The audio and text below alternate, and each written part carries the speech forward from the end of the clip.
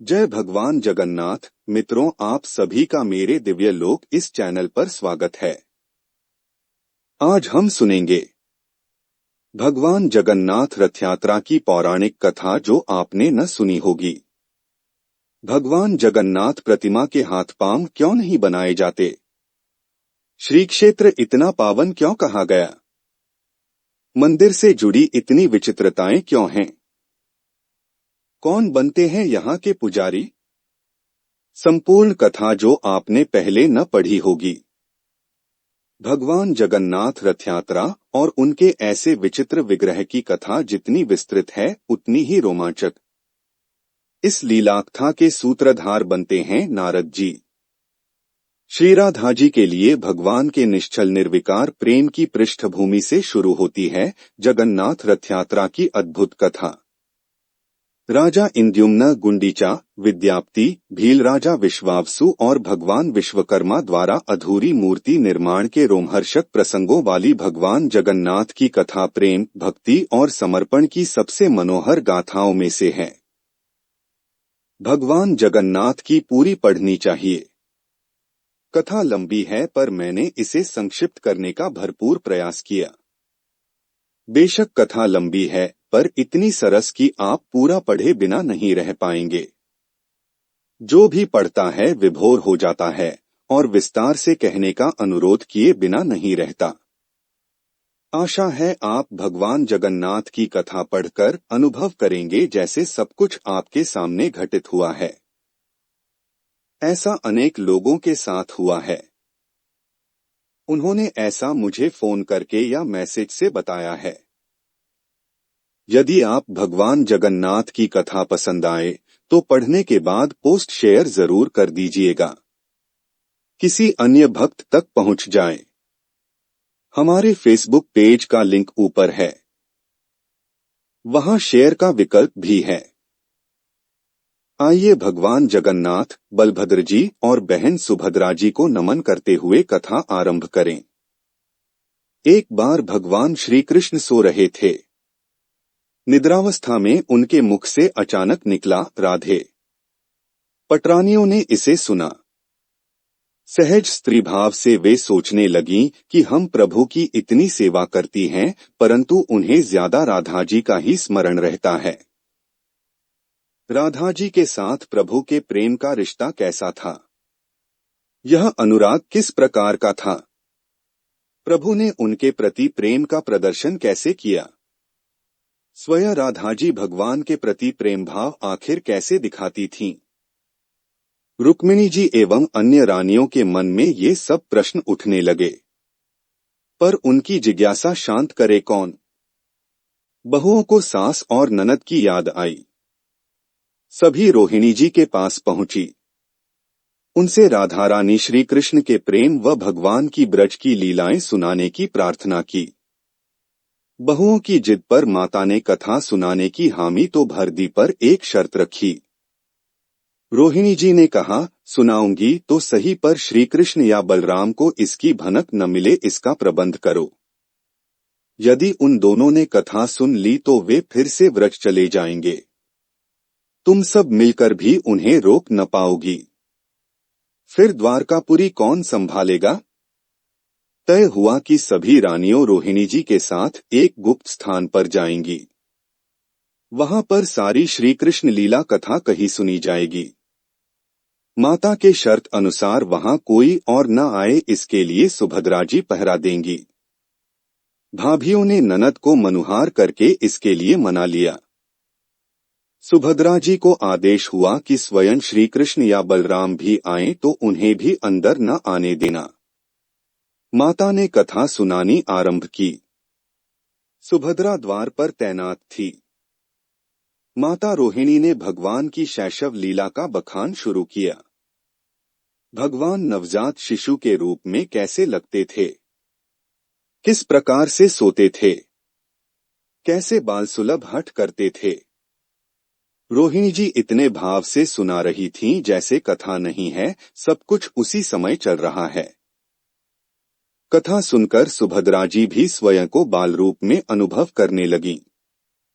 वह किसी नवजात शिशु के जैसी वहीं द्वार पर पड़ गईं। उन्हें कुछ होश ही न था। थोड़ी देर में श्री कृष्ण एवं बलराम वहां आ पहुंचे। सुभद्रा जी को द्वार पर ऐसे देखा तो कुछ संदेह हुआ। बाहर से ही अपनी सूक्ष्म शक्ति द्वारा माता द्वारा वर्णित ब्रजलीलाएं आनंद लेकर सुनने लगे। बलराम जी भी कथा का आनंद लेने लगे। पटरानियां तो डूबी ही थीं, भगवान भी विभोर होकर सुध-बुध खो बैठे। ऐसे विभोर हुए कि मूर्ति के समान जड़ प्रतीत होने लगे। बड़े ध्यानपूर्वक देखने पर भी उनके हाथ पैर दिखाई नहीं देते थे। सुदर्शन ने भी द्रवित होकर लंबा रूप धारण कर लिया। तभी अचानक देवर्षि नारद का वहां प्रवेश हो गया। देवमुनि नारद भी भगवान के इस रूप को देखकर आश्चर्यचकित हो निहारते रहे। कोई सुध में ही न था। कुछ समय बाद नारद की तंद्रा भंग हुई। प्रणाम करके भगवान से कहा, प्रभु, मेरी इच्छा है मैंने आज जो रूप देखा है वह आपके भक्तजनों को पृथ्वी लोक पर चिरकाल तक देखने को मिले। आप इस रूप में पृथ्वी पर वास करें। भगवान नारद जी की बात से प्रसन्न हुए और उन्होंने कहा, तथास्तु। कलिकाल में मैं इसी रूप में नीलांचल क्षेत्र में अपना स्वरूप प्रकट करूंगा। आपने जिस बालभाव वाले रूप में अंगहीन मुझे देखा है, मेरा वही विग्रह प्रकट होगा। आपको धैर्यपूर्वक उसकी प्रतीक्षा करनी होगी। भगवान ने मेरी प्रार्थना स्वीकार कर ली। यह बात सुनकर नारद गदगद हो गए। उन्होंने भगवान से पूछा, वह भाग्यशाली कौन होगा जिसे यह सुअवसर मिलेगा?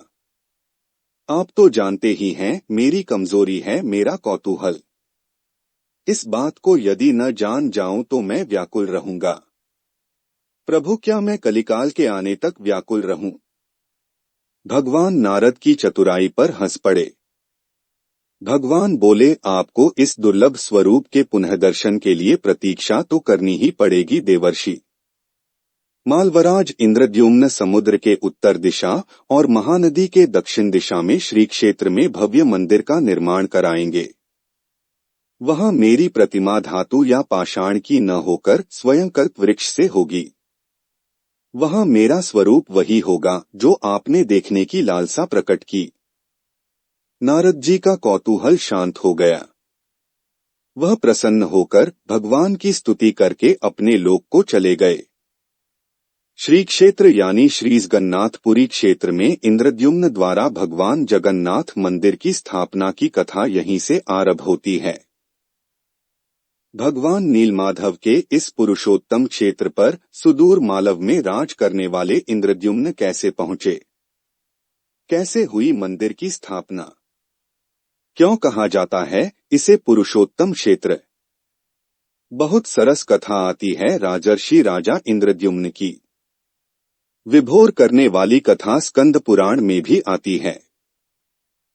कथा को आगे बढ़ाने से पहले मैं आपको श्री क्षेत्र के बारे में बताऊंगा। आखिर भगवान ने इसी क्षेत्र को क्यों चुना?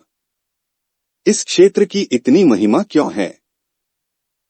यह कथा स्वयं लक्ष्मी जी ने बताई है। इंद्रद्युम्न एक बार ऋषियों की सभा में पहुंचे। राजा ने ऋषियों विद्वानों से पूछा, सर्वश्रेष्ठ विद्वज्जनों से भरी सभा में मैं एक जिज्ञासा रखना चाहता हूं। ऋषियों, आपने समस्त तीर्थों का सेवन किया है। मुझे कोई ऐसा तीर्थ बताइए जिसके सेवन से बड़े से बड़ा पापी भी निष्कलंक हो जाता है, जिसके दर्शन से संचित पुण्यों का नाश नहीं होता, जिस क्षेत्र में प्रवेश मात्र से ही हृदय में नारायण का वास हो जाता है। मेरी वहां जाने की लालसा है। राजा के प्रश्न से उस सभा में शांति छा गई। कोई एक स्थान के बारे में ऐसा निर्णय नहीं कर पाया। एक वृद्ध संत उठ खड़े हुए और बोले, राजन, आप श्री क्षेत्र चाहिए। वहां भगवान नारायण का साक्षात वास है। स्वयं ब्रह्मा जी और समस्त देवता प्रतिदिन नारायण के दर्शन को वहां आते हैं। वहां रोहिणी कुंड के पास एक कल्पवृक्ष है। उस सरोवर में भूल से भी स्नान कर लेने वाला भगवान श्री कृष्ण का सायुज्य प्राप्त कर लेता है। राजा और वहां उपस्थिति सभी विद्वान यह सुनकर आश्चर्य में थे। संत ने कथा आगे बढ़ाई। एक बार एक कौवे को जलक्रीड़ा की सूझी। वह मस्ती में डूबकर रोहिणी कुंड के पास पहुंचा और कुंड के जल में एक डुबकी लगाई। जल का स्पर्श करने के साथ ही चमत्कार हुआ। नीच योनि वाला वह पशु तत्काल पवित्र हो गया। उसे श्री कृष्ण का सायुज्य प्राप्त हो गया। वह श्री कृष्ण के समान दिखने वाला और पवित्र हो गया। हे परम नारायण भक्त इंद्रद्युम्न, आप उस पुरुषोत्तम क्षेत्र में जाइए। वहां भगवान के नीलकंठ स्वरूप का दर्शन करें। वहां आपको एक साथ समस्त देवताओं के दर्शन हो जाएंगे। देवतागण अपने अपने लोक से प्रतिदिन भगवान के लिए सुंदर पुष्प एवं भोग अर्पण करते हैं। आप उस दिव्य भूमि में अवश्य जाएं। उस ऋषि ने श्री क्षेत्र की महिमा का इतना वर्णन किया कि राजा व्याकुल हो गया दर्शन को। उसके मन में बस भगवान नीलमाधव के उस छवि के दर्शन की उत्कंठा रहने लगी। राजा का किसी काम में मन न लगता। वह भगवान के मंदिर में पहुंचा और उसके करुण प्रार्थना की। हे नारायण, यदि मैं आपका सच्चा भक्त हूँ, यदि मैंने निष्ठापूर्वक प्रजापालन किया है, यदि मैं धर्म पर पक्का हूँ, तो आप मुझे दर्शन दिया। प्रभु, उन महात्मा द्वारा सुने आपके रूप के दर्शन के बिना यह जीवन व्यर्थ लगता है। यदि आप मुझे दर्शन न देंगे तो मैं प्राण त्याग दूंगा। भगवान के सामने करुण प्रार्थना करते, आंसू बहाते राजा इंद्रद्युम्न अचेत हो गए। वह गहरी निद्रा में चले गए। राजा ने एक सपना देखा। सपने में उन्हें एक देववाणी सुनाई पड़ी, तुम्हें विशेष कार्य के लिए चुना गया है। तुम निराशा का भाव त्याग दो। भगवान नीलमाधव के जिस विग्रह दर्शन के लिए तुम इतने व्यग्र हो, उसकी खोज करो। तुम अपनी ओर से प्रयास करो, तुम्हें देवों की सहायता प्राप्त होती रहेगी। तुम एक भव्य मंदिर का निर्माण कराओ। उसके लिए उपयुक्त विग्रह की प्राप्ति भी तुम्हें समय आने पर हो जाएगी। यह स्वप्न सुनकर राजा अचानक हड़बड़ाकर उठ बैठा। वह भागकर अपनी राजसभा में गया। राजा ने अपने मंत्रियों, पुरोहितों को सारा स्वप्न कह सुनाया। राजपुरोहित के सुझाव पर शुभ मुहूर्त में पूर्वी समुद्र तट पर एक विशाल मंदिर के निर्माण का निश्चय हुआ। वैदिक मंत्रोच्चार के साथ मंदिर निर्माण का श्रीगणेश हुआ। राजा इंद्रद्युम्न के मंदिर बनवाने की सूचना शिल्पियों और कारीगरों को हुई। सभी इसमें योगदान देने पहुंचे। दिन रात मंदिर के निर्माण में जुट गए। कुछ ही वर्षों में मंदिर बनकर तैयार हुआ। सागर तट पर विशाल मंदिर का निर्माण तो हो गया, परंतु भगवान की मूर्ति की समस्या जस की तस थी। राजा फिर से चिंतित होने लगे। एक दिन मंदिर के गर्भगृह में बैठकर इसी चिंतन में बैठे राजा की आंखों से आंसू निकल आए। राजा ने भगवान से विनती की, प्रभु, आपके किस स्वरूप को इस मंदिर में स्थापित करूं, इसकी चिंता से व्यग्र हूं। मार्ग दिखाइए। आपने स्वप्न में जो संकेत दिया था उसे पूरा होने का समय कब आएगा? देव विग्रह विहीन मंदिर देख सभी मुझ पर हंसेंगे। राजा की आंखों से आंसू झर रहे थे और वह प्रभु से प्रार्थना करते जा रहे थे, प्रभु, आपके आशीर्वाद से मेरा बड़ा सम्मान है। प्रजा समझेगी कि मैंने झूठ मूठ में स्वप्न में आपके आदेश की बात कहकर इतना बड़ा श्रम कराया। हे प्रभु, मार्ग दिखाइए। राजा दुखी मन से अपने महल में चले गए। उस रात को राजा ने फिर एक सपना देखा। सपने में उसे देववाणी सुनाई दी, राजन, यहाँ निकट में ही भगवान श्री कृष्ण का विग्रह रूप है। उस विग्रह के तुम्हारे द्वारा बनाए मंदिर में स्थापना ही विधि का विधान है। वह होकर रहेगा। उस दिव्य विग्रह को खोजने का प्रयास करो, तुम्हें दर्शन मिलेंगे। इंद्रद्युम्न ने स्वप्न की बात पुनः पुरोहित और मंत्रियों को बताई। सभी यह निष्कर्ष पर पहुंचे कि प्रभु की कृपा सहज प्राप्त नहीं होगी। उसके लिए हमें निर्मल मन से परिश्रम आरंभ करना होगा। भगवान का विग्रह कहाँ है, इसका पता लगाने की जिम्मेदारी इंद्रद्युम्न ने 4 विद्वान पंडितों को सौंप दिया। प्रभु इच्छा से प्रेरित चारों विद्वान 4 दिशाओं में निकले। उन चारों में एक थे विद्यापति। चारों विद्वानों में सबसे कम उम्र के थे विद्यापति। सभी प्रभु के विग्रह की खोज को चल पड़े। पंडित विद्यापति पूर्व दिशा की ओर चले। कुछ आगे चलने के बाद विद्यापति उत्तर की ओर मुड़े तो उन्हें एक जंगल दिखाई दिया। वन भयावह था। विद्यापति श्री कृष्ण के उपासक थे। उन्होंने श्री कृष्ण का स्मरण किया और राह दिखाने की प्रार्थना की। भगवान श्री कृष्ण की प्रेरणा से उन्हें राह दिखने लगी। प्रभु का नाम लेते वह वन में चले जा रहे थे। जंगल के मध्य उन्हें एक पर्वत दिखाई दिया। पर्वत के वृक्षों से संगीत की ध्वनि सा सुरमय गीत सुनाई पड़ रहा था। विद्यापति संगीत के जानकार थे। उन्हें वहां मृदंग, बंसी और करताल की मिश्रित ध्वनि सुनाई दे रही थी। यह संगीत उन्हें दिव्य लगा। यह संगीत तो सामान्य मानवों द्वारा हो ही नहीं सकता। ये वाद्य या तो गंधर्व बजा रहे हैं या स्वयं देवता। संभवतः मैं सही जगह आ पहुंचा हूं। उस ऋषि ने बताया था कि भगवान के विग्रह की पूजा करने से पूर्व देवता गीत संगीत से उन्हें प्रसन्न करते हैं।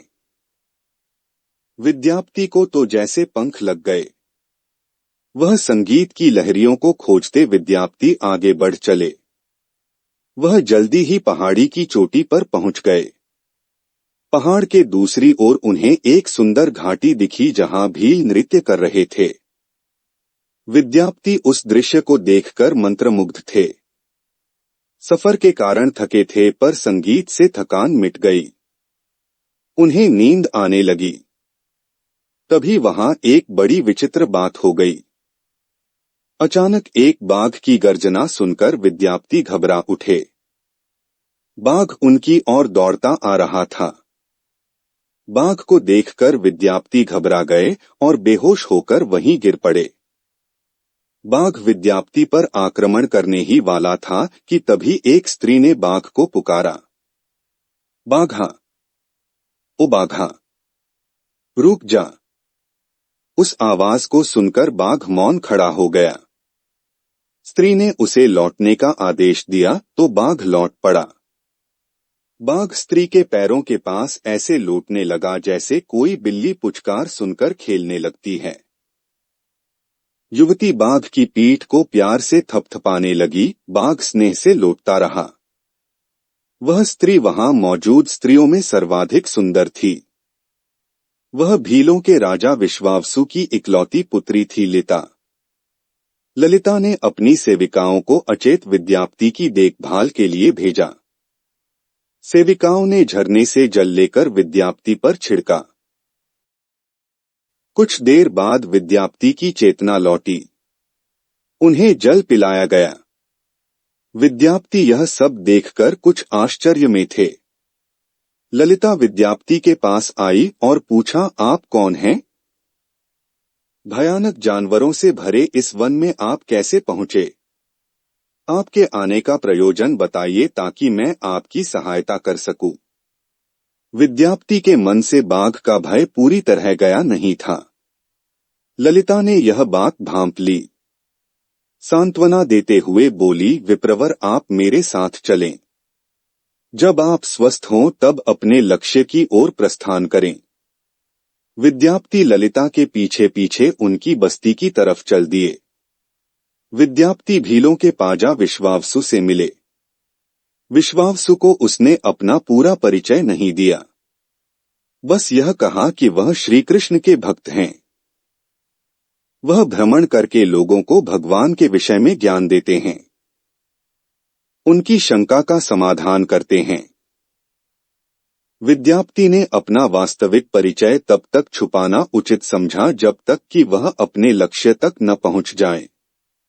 विश्वावसु विद्यार्थी जैसे विद्वान से मिलकर बड़े प्रसन्न हुए। विश्वावसु के अनुरोध पर विद्यार्थी कुछ दिन वहां अतिथि बनकर रुके। वह भीलों को धर्म और ज्ञान का उपदेश देने लगे। उनके उपदेशों को विश्वावसु तथा ललिता बड़ी रुचि के साथ सुनते थे। ललिता के मन में विद्यार्थी के लिए अनुराग पैदा हो गया। विद्यार्थी ने भी भांप लिया कि ललिता को उनसे प्रेम हो गया है, किंतु विद्यार्थी एक बड़े कार्य के लिए निकले थे। वह जिस कार्य के लिए निकले थे उसका बस एक संकेत मिला था, संगीत के रूप में। परंतु उससे आगे अभी तक कुछ नहीं हुआ। वह प्रेम कर ही नहीं सकते। ईश्वर को तो अपनी लीला पूरी करनी थी। अचानक एक दिन विद्यार्थी बीमार हो गए। बीमार क्या, मरणासन्न। ऐसा लगा कि अब गए कि तब गए। ललिता ने उनकी सेवा शुश्रूषा की। उसका लाभ हुआ और विद्यार्थी स्वस्थ भी हो गए। इससे विद्यार्थी के मन में भी ललिता के प्रति प्रेम भाव पैदा हो गया। भील राजकुमारी को बाहर से आए ब्राह्मण से प्रेम हुआ तो यह पिता से छुप न सका। उन्हें अपनी प्रतिष्ठा की चिंता हुई। फिर सोचा यदि यह विद्वान विवाह करके यहीं बस जाए तो सारे भीलों को लाभ होगा। विश्वावसु ने विद्यार्थी के सामने ललिता से विवाह का प्रस्ताव रखा। विद्यार्थी ने इसे स्वीकार कर लिया। दोनों का विवाह हुआ। कुछ दिन दोनों के सुखमय बीते। दाम्पत्य जीवन से विद्यार्थी प्रसन्न तो थे, पर एक चिंता उन्हें सताती रहती। मुझे राजा ने जिस कार्य के लिए भेजा है वह अधूरा है। पर सूझता ही न था कि आगे क्या करें। इस बीच विद्यार्थी को एक विशेष बात पता चली। विश्वावसु एक पहर रात बाकी रहती तभी उठकर कहीं चला जाता। सूर्योदय के बाद ही लौटता था। कितनी भी विकट स्थिति आए उसका यह नियम कभी नहीं टूटता था। ऐसा वह न जाने कब से करता आया था। भील राजा विश्वावसु के इस व्रत पर विद्यार्थी को आश्चर्य हुआ। उनके मन में इस रहस्य को जानने की इच्छा हुई, आखिर विश्वावसु जाता कहाँ है? कहीं इसका संबंध उस अभियान से तो नहीं जिसके लिए मैं यहाँ आ पहुंचा हूँ? कहीं ईश्वर मुझे संकेत तो नहीं दे रहे? यह सोचकर विद्यार्थी परेशान थे। ललिता ने परेशान देखा तो कारण पूछ लिया। विद्यार्थी ने ललिता से पूछा, विश्वावसु प्रतिदिन कहाँ जाते हैं? विकट से विकट परिस्थिति में भी उनका नियम नहीं टूटता, ऐसा क्यों? मुझे यह जानने की बड़ी तीव्र इच्छा है। यही सोचकर मैं परेशान हूँ। ललिता के सामने धर्म संकट आ गया। वह पति की बात को ठुकरा नहीं सकती थी, लेकिन पति जो पूछ रहा था उसे बता नहीं सकती थी। यह उसके वंश की गोपनीय परंपरा से जुड़ी बात थी जिसे खोलना संभव नहीं था। ललिता ने कहा, स्वामी, यह हमारे कुल का रहस्य है जिसे किसी के सामने खोला नहीं जा सकता। आप मेरे पति हैं, मैं आपको कुल का पुरुष मानते हुए जितना संभव है बताऊंगी। यहाँ से कुछ दूरी पर एक गुफा है जिसके अंदर हमारे कुल देवता हैं। उनकी पूजा हमारे सभी पूर्वज करते आए हैं। यह पूजा निर्बाध चलनी चाहिए। उसी पूजा के लिए पिताजी रोज सुबह नियमित रूप से जाते हैं। विद्यार्थी ने ललिता से कहा, तुमने मुझे कुल का पुरुष माना तो क्या मैं कुल देवता का दर्शन नहीं कर सकता? मेरी बड़ी इच्छा है दर्शन की। तुम इसे पूरी करो। ललिता बोली, यह संभव ही नहीं। हमारे कुलदेवता के बारे में किसी को जानने की इच्छा है। यह सुनकर मेरे पिता क्रोधित हो जाएंगे। विद्यार्थी ने कहा, देवता के दर्शन से किसी को रोकना तो घोर पाप है। तुम्हारे पिता ऐसा पाप कैसे करेंगे? मैं धर्मनिष्ठ व्यक्ति हूँ। धर्म का पालन करता हूँ। इसलिए देवता के दर्शन का तो मेरा अधिकार है। मुझे इस अधिकार से न वंचित करो प्रिय। ललिता तर्क से सहमत थी, पर एक बात ऐसी थी जिससे वह विवश थी। वह विद्यापति को यह बात स्वयं नहीं बताना चाहती थी। उसने एक निर्णय किया। विद्यापति की उत्सुकता बढ़ रही थी। वह तरह तरह से ललिता के अपने प्रेम की शपथ देकर उसे मनाने लगे। उसने पतिव्रत धर्म निभाने की शपथ दिलाई। ललिता से कहा कि जो स्त्री पति की इच्छा नहीं पूरी करती वह मोक्ष नहीं पाती। उसका पति भी प्रेत बनकर भटकता रहता है। उसके कुल का उद्धार नहीं होता। ललिता ने हार कर कहा कि अपने पिताजी से विनती करेगी कि वह आपको दर्शन करा दें। ललिता ने पिता को सारी बात बताई तो वह क्रोधित हो गए। ललिता ने विश्वावसु से कहा, मैं आपकी अकेली संतान हूँ। आपके बाद देवता के पूजा का दायित्व मेरा होगा। इसलिए मेरे पति का यह अधिकार बनता है, क्योंकि आगे उसे ही पूजना होगा। आप पुत्र और पुत्री में भेद नहीं कर सकते। जामाता को पुत्र समझें और उसे उसका अधिकार दें। विश्वावसु इस तर्क के आगे झुक गए। वह बोले, गुफा के दर्शन किसी को तभी कराए जा सकते हैं जब वह भगवान की पूजा का दायित्व अपने हाथ में ले ले। तुम भली भांति जानती हो कि मैं विद्यापति को वहां क्यों नहीं जाने देना चाहता। ललिता बोली, मैं जानती हूं, पर विद्यापति अब कोई यात्री नहीं। वह हमारे परिवार का सदस्य हैं। वह यहीं के वासी हो चुके हैं। इसलिए उनके दर्शन करने से देवता का संकट नहीं आएगा। हमारे कुलदेवता लुप्त नहीं होंगे। विद्यापति छुपकर पिता पुत्री के बीच की बात सुन रहे थे। देवता लुप्त हो जाएंगे, यह सुनकर वह अपना कौतूहल रोक न सके। सामने आ गए देवता के लुप्त होने का क्या रहस्य है, यह पूछा। विश्वावसु ने जब जाना कि विद्यापति ने उसके देवता का रहस्य सुन लिया है तो उनका हृदय धक कर गया। विद्यापति ने अपने ससुर को विश्वास दिलाया कि वह दायित्व को पूरा करेगा। इसके लिए वह ईश्वर की सौगंध लेने को तैयार है, तो विश्वावसु ने वह रहस्य बताना शुरू किया। विश्वावसु बोले, यहाँ देवताओं का प्रतिदिन आगमन होता है। वे अपने साथ विविध प्रकार के नैवेद्य, फल फूल आदि लेकर आते हैं। वे हमारे कुलदेवता की पूजा करने आते हैं। उनके पूजन में किसी तरह का विघ्न न हो, इसके लिए उन्होंने चारों तरफ पहाड़ और वन बना दिए हैं। कोई विघ्न न डाले, इसके लिए वन में हिंसक जंतु हैं। इसी कारण तुम्हें इस क्षेत्र में अनुपम सुगंध, अनुपम फल पुष्प प्राप्त होते हैं, जो कहीं और नहीं होते। यक्ष आदि देवता के लिए गीत गाते हैं। उनके पूजन करने के जाने के उपरांत मैं पृथ्वीवासियों की ओर से उनकी पूजा करता हूँ। उनकी कृपा से ही हम सभी प्रकार के संकटों से मुक्त हैं। हमारे देवता की प्रतिमा ऐसी मनोहर है कि जो उसे देखता है देखता ही रह जाता है। एक रहस्यमयी प्रतिमा है जिसमें बहुत आकर्षण है। सबके लिए उसे देखना भी संभव नहीं। जो देख ले वही उसे अपने साथ लिए जाना चाहेगा।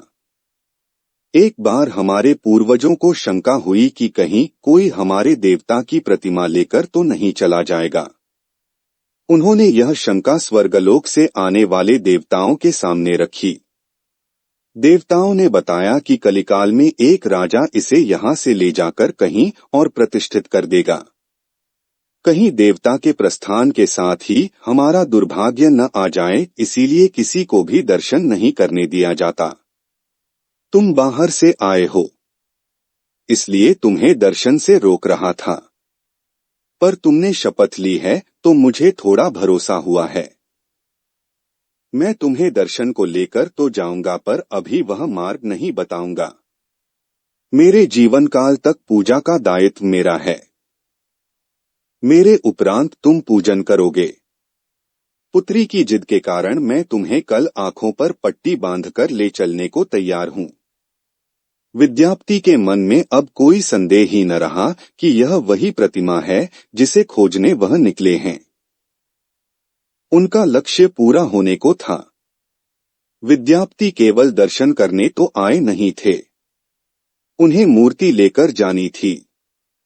इसलिए उन्होंने एक चाल चली।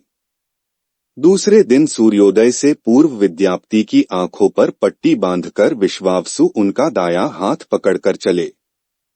विद्यार्थी ने बाईं मुट्ठी में सरसों रख लिया था। रास्ते में वह सरसों छोड़ते हुए गए। काफी देर चलने के बाद विश्वावसु रुके। विश्वावसु ने विद्यार्थी के आंखों की काली पट्टी खोल दी। वे एक गुफा के सामने थे। उस गुफा में नीले रंग का प्रकाश चमक उठा। हाथों में मुरली लिए भगवान श्री कृष्ण का रूप विद्यार्थी को दिखाई दिया। विद्यार्थी आनंदमग्न हो गए। उन्होंने भगवान के दर्शन किए, स्तुति की। दर्शन के बाद तो जैसे विद्यार्थी जाना ही नहीं चाहते थे। विश्वावसु ने लौटने का आदेश दिया तो विवश होकर उठे। फिर उनकी आंखों पर पट्टी बांधी और दोनों लौट पड़े। लौटने पर ललिता ने विद्यार्थी से पूछा, क्या आपके प्रदेश में भी हमारे कुलदेवता जैसी प्रतिमा है? क्या आपने ऐसा विग्रह कहीं और देखा है? आप उन्हें किस नाम से जानते हैं, कैसे पूछते हैं? ललिता ने प्रश्नों की झड़ी लगा दी पर विद्यार्थी चुप रहे। गुफा में दिखे अलौकिक दृश्य के बारे में पत्नी को बताना उचित नहीं समझा। विश्वावसु के कुलदेवता ही नीलमाधव भगवान हैं, अब यह पक्का हो चुका था। महाराज ने स्वप्न में जिस प्रभु विग्रह के बारे में देववाणी सुनी थी, वह यही भगवान नीलमाधव हैं। किसी तरह इसी विग्रह को लेकर राजधानी पहुंचना होगा। विद्यार्थी गुफा से मूर्ति लेकर जाने की सोच तो रहे थे, पर भीलराज से विश्वासघात के विचार से मन व्यथित भी था।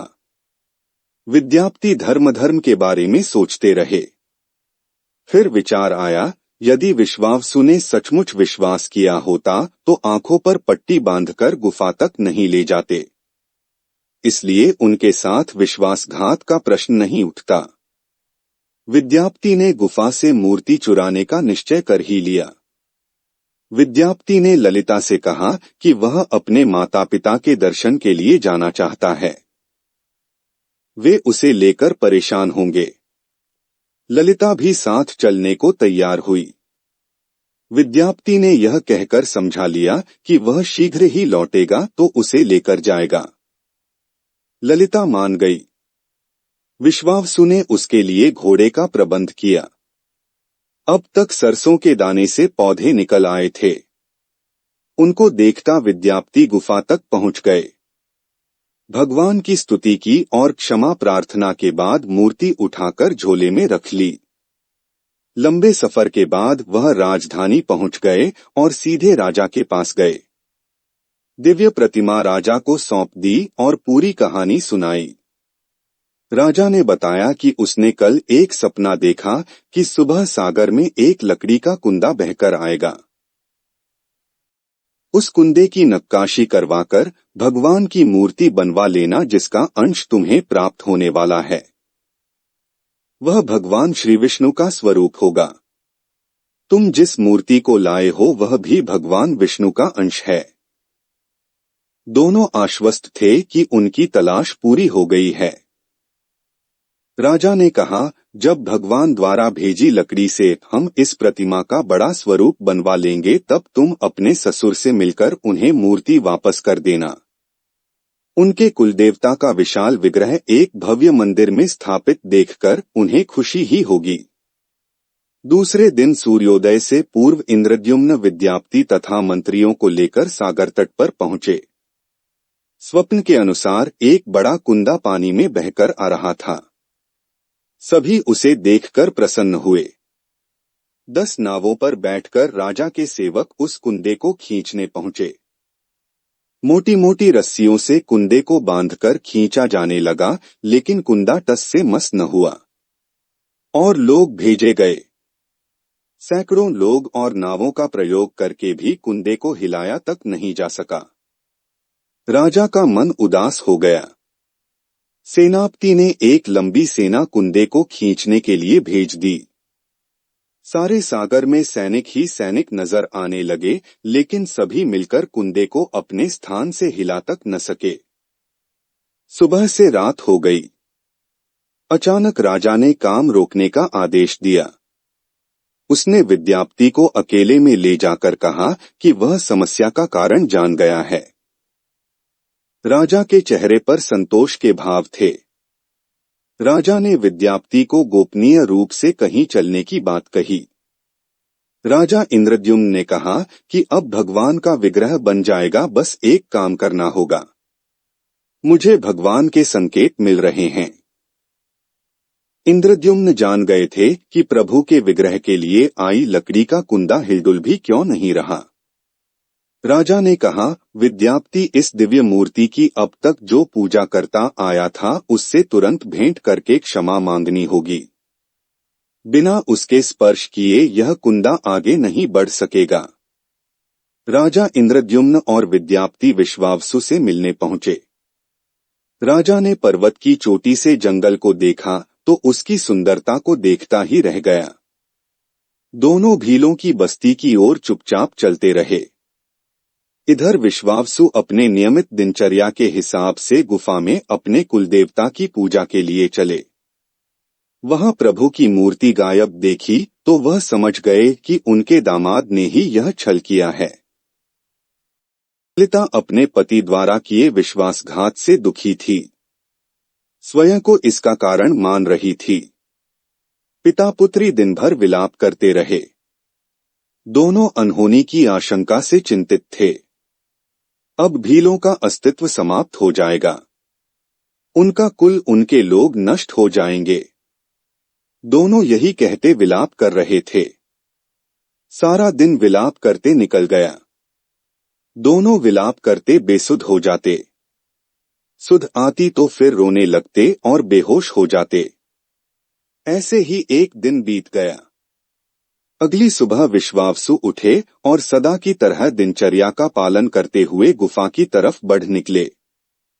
वह जानते थे कि प्रभु का विग्रह वहां नहीं है, फिर भी उनके पैर गुफा की ओर खींचे चले जाते थे। विश्वावसु के पीछे ललिता और रिश्तेदार भी चले। विश्वावसु गुफा के भीतर पहुंचे। जहां भगवान की मूर्ति होती थी उस चट्टान के पास हाथ जोड़कर खड़े रहे। फिर उस ऊंची चट्टान पर गिर गए और बिलख बिलख कर रोने लगे। उनके पीछे प्रजा भी रो रही थी। एक भी युवक भागता हुआ गुफा के पास आया। उसने बताया कि महाराज और उनके साथ विद्यापति बस्ती की ओर आ रहे हैं। यह सुनकर सब चौंक उठे। विश्वावसु राजा के स्वागत में गुफा से बाहर आए, लेकिन उनकी आंखों में आंसू थे। राजा इंद्रद्युम्न विश्वावसु के पास आए और उन्हें अपने हृदय से लगा लिया। राजा बोले, भीलराज, तुम्हारे कुलदेवता की प्रतिमा का चोर तुम्हारा दामाद नहीं, मैं हूं।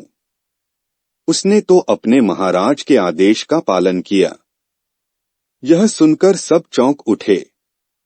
विश्वावसु ने राजा को आसन दिया। राजा ने उस विश्वावसु को शुरू से अंत तक पूरी बात बताकर कहा कि आखिर क्यों यह सब करना पड़ा। फिर राजा ने उनसे अपने स्वप्न और फिर जगन्नाथपुरी में सागर तट पर मंदिर निर्माण की बात कह सुनाई। राजा ने विश्वावसु से प्रार्थना की, भील सरदार विश्वावसु, कई पीढ़ियों से आपके वंश के लोग भगवान की मूर्ति को पूजते आए हैं। भगवान के उस विग्रह के दर्शन सभी को मिले, इसके लिए आपकी सहायता चाहिए। ईश्वर द्वारा भेजे गए लकड़ी के कुंदे से बनी मूर्ति के भीतर हम इस दिव्य मूर्ति को सुरक्षित रखना चाहते हैं। अपने कुल की प्रतिमा को पुरी के मंदिर में स्थापित करने की अनुमति दो। उस कुंदे को तुम स्पर्श करोगे तभी वह हिलेगा। विश्वावसु राजी हो गए। राजा सपरिवार विश्वावसु को लेकर सागर तट पर पहुंचे। विश्वावसु ने कुंदे को छुआ। छूते ही कुंदा अपने आप तैरता हुआ किनारे पर आ लगा। राजा के सेवकों ने उस कुंदे को राजमहल में पहुंचा दिया। अगले दिन मूर्तिकारों और शिल्पियों को राजा ने बुलाकर मंत्रणा की कि आखिर इस कुंदे से कौन सी देवमूर्ति बनाना शुभदायक होगा। मूर्तिकारों ने कह दिया कि वे पत्थर की मूर्तियां बनाना तो जानते हैं, लेकिन लकड़ी की मूर्ति बनाने का उन्हें ज्ञान नहीं। एक नए विघ्न के पैदा होने से राजा फिर चिंतित हो गए। राजा पुनः भगवान का स्मरण करने लगे। भगवान ने प्रेरणा दी कि तुम इसकी चिंता छोड़ो। तुम्हारे पास एक योग्य शिल्पी पधारेंगे। वही इस विग्रह का निर्माण कर सकते हैं। वे नियम के बड़े पक्के हैं। तुम उन्हें मान लेना और अपना वचन मत भंग करना। अगले दिन एक वृद्ध व्यक्ति राजसभा में आया और बोला, मैं जानता हूं कि कौन सी प्रतिमा स्थापित की जानी चाहिए। मैं वह प्रतिमा भी बनाऊंगा। आप भगवान श्री कृष्ण को उनके भाई बलभद्र तथा बहन सुभद्रा के साथ यहाँ विराजमान करें। इस दैवयोग का यही संकेत है।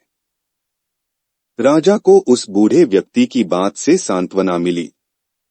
उसे भगवान का स्वप्न याद आया। परखने के लिए राजा ने पूछा कि आखिर मूर्ति बनेगी कैसे। उस वृद्ध ने कहा, मैं इस कला में कुशल हूं। मैं इस पवित्र कार्य को पूरा करूंगा और मूर्तियां बनाऊंगा। पर मेरी एक शर्त है। मैं भगवान की मूर्ति निर्माण का काम एकांत में करूंगा। मैं यह काम बंद कमरे में करूंगा। कार्य पूरा करने के बाद मैं स्वयं दरवाजा खोलकर बाहर आऊंगा। इस बीच कोई मुझे न बुलाए न मेरे पास आए। यदि किसी ने बीच में बाधा की तो मैं काम अधूरा छोड़कर लुप्त हो जाऊंगा। जब तक निर्माण कार्य चले बाहर संगीत बजना चाहिए ताकि मेरे कार्य की सूचना किसी को न लगे। मेरे औजारों के चलने की आवाज महल के बाहर न जाए, इसकी व्यवस्था कर दें। राजा सहमत तो थे, लेकिन उन्हें एक चिंता हुई। राजा बोले, यदि कोई आपके पास नहीं आएगा तो ऐसी हालत में आपके खाने पीने की व्यवस्था कैसे होगी। शिल्पी ने कहा, जब तक मेरा काम पूर्ण नहीं होता मैं कुछ खाता पीता नहीं हूं। राजमंदिर के एक विशाल कक्ष में उस बूढ़े शिल्पी ने स्वयं को 21 दिनों के लिए बंद कर लिया। बाहर वादक वाद्ययंत्र बजाने लगे तो मूर्ति निर्माण कार्य आरंभ हुआ। भीतर से औजारों के चलने की आवाजें आती थीं। महारानी गुंडीचा देवी दरवाजे से कान लगाकर अक्सर छेनी हथौड़े के चलने की आवाजें सुना करती थीं। महारानी रोज की तरह कमरे के दरवाजे से कान लगाए खड़ी थीं। 15 दिन बाद उन्हें कमरे से आवाज सुनाई पड़नी बंद हो गई। जब मूर्तिकार के काम करने की कोई आवाज न मिली तो रानी चिंतित हो गई। उन्हें लगा कि वृद्ध आदमी है, खाता पीता भी नहीं, कहीं उसके साथ कुछ अनिष्ट न हो गया हो। व्याकुल होकर रानी ने दरवाजे को धक्का देकर खोला और भीतर झांककर देखा। महारानी गुंडीचा देवी ने इस तरह मूर्तिकार को दिया हुआ वचन भंग कर दिया था। मूर्तिकार अभी मूर्तियां बना रहा था, परंतु रानी को देखते ही अदृश्य हो गए। मूर्ति निर्माण का कार्य अभी तक पूरा नहीं हुआ था। भगवान के हाथ पैर अभी नहीं बन सके थे। राजा और रानी दोनों विलाप करने लगे। उन्होंने अपना वचन भंग कर दिया था। ईश्वर ने उन्हें हृदय में प्रेरणा दी, तुम व्यर्थ चिंतित हो रहे हो। जो शिल्पी आए थे वे स्वयं भगवान विश्वकर्मा थे। जिन प्रतिमाओं को तुम अपूर्ण समझ रहे हो, वास्तव में वैसी ही प्रतिमा स्थापित होनी थी। मैंने नारद को यह वरदान दिया था। नारद भी इतने समय से तुम्हारे बीच ही गोपनीय रूप में उपस्थित हैं। नारद तुम्हें दर्शन देकर सारा रहस्य बताएंगे। अब तुम ध्यान से वह विधि सुनो जिसे करके ही प्राण प्रतिष्ठा करना। नीलांचल पर 100 कुएं बनवाओ। 100 यज्ञों का आयोजन करो। कुओं के जल से मेरा अभिषेक होगा। उसके बाद इसकी स्थापना स्वयं ब्रह्मदेव से करेंगे। वहां तुम्हें लेकर नारद जाएंगे। राजा ने नीलांचल पर्वत पर विशाल मंदिर का निर्माण कराया। ऐसा विशाल मंदिर उस समय भूलोक पर दूसरा न था। भगवान के बताए अनुसार नारद जी प्रकट हुए। भगवान की इच्छानुसार वह राजा इंद्रद्युम्न को लेकर ब्रह्मलोक की ओर चले। राजा इंद्रद्युम्न समय की गति से चलकर ब्रह्मलोक पहुंचे। ब्रह्मा जी की स्तुति के बाद उन्हें भगवान की कही बातें बताई। ब्रह्मा जी यह जानकर बड़े प्रसन्न हुए। सौभाग्य मानकर वह इसके लिए सहर्ष तैयार हो गए। ब्रह्मा जी ने कहा, तुम आगे चलो, मैं पीछे से आऊंगा। एक बात का ध्यान रखना, जब तुम वापस जाओगे तब तक धरती पर बहुत कुछ बदल चुका होगा। तुम्हारी कई पीढ़ियां बीत गई हैं। हजारों वर्ष बीत चुके होंगे। अब तक 71 कल्प निकल गए। मनु भी बदल चुके हैं। इसलिए विस्मय में मत रहना। ब्रह्मा जी से विदा लेकर इंद्रद्युम्न नारद के साथ पृथ्वी पर आए। अब वहां राजा गाला का राज्य स्थापित हो चुका था। जो मंदिर विश्वावसु ने बनाया था उसका अधिकांश अंश लुप्त चुका है। इंद्रद्युम्न ने पूजा की तैयारी शुरू की। राजा गाला को लगा कि कोई उसके राज्य में अतिक्रमण करने आया है। वह अपनी सेना लेकर चढ़ आया, पर जब दृश्य देखा तो विनीत हो गया। कुएं से निकालकर 108 कलशों में जल भरकर भगवान के शिशुरूप का अभिषेक आरंभ हुआ। भगवान ने नारद जी को वचन दिया था कि वह एक साधारण बालक की तरह अपनी लीलाएं करके उन्हें आनंदित करेंगे। इसलिए भगवान ने लीला आरंभ की। इतने स्नान से भगवान को सर्दी लग गई। भगवान का 15 दिनों तक विशेष उपचार किया गया। तब वे जाकर बलराम जी और सुभद्रा के साथ स्वस्थ हुए। भगवान श्री कृष्ण, बलभद्र और सुभद्रा जी की बिना हाथ पांव वाली मूर्तियां इसी कारण ऐसी हैं। उन प्रतिमाओं को ही मंदिर में स्थापित कराया गया। कहते हैं विश्वावसु संभवतः उस जरा बहेलिये का वंशज था जिसने अनजाने में भगवान कृष्ण की हत्या कर दी थी। विश्वावसु शायद कृष्ण के पवित्र अवशेषों की पूजा करता था। ये अवशेष मूर्तियों में छिपाकर रखे गए हैं। विद्याप्ति और ललिता के वंशज जिन्हें दैत्यप्ति कहते हैं, उनका परिवार ही यहाँ अब तक पूजा करता है। भगवान जगन्नाथ की विग्रह मूर्ति के निर्माण की प्रक्रिया भी अनोखी है। जिस वर्ष में आषाढ़ मास में अधिक मास होता है, उस वर्ष भगवान की नई प्रतिमा बनाई जाती है। पुरानी प्रतिमा को मंदिर के प्रांगण में ही समाधि दे जाती है। इस प्रक्रिया को नवक्लेवरम कहते हैं। मंदिर के पुजारी आंख बंद करके प्रतिमा का निर्माण करते हैं। फिर एक विशेष प्रक्रिया से प्राण प्रतिष्ठा की जाती है। कहते हैं जो आंख खोल देता है उसके पूरे कुल का नाश हो जाता है। इस चैनल में आपको ऐसी अद्भुत कथाएं सुनने को मिलेंगी, तो इस चैनल को सब्सक्राइब कीजिए। धन्यवाद।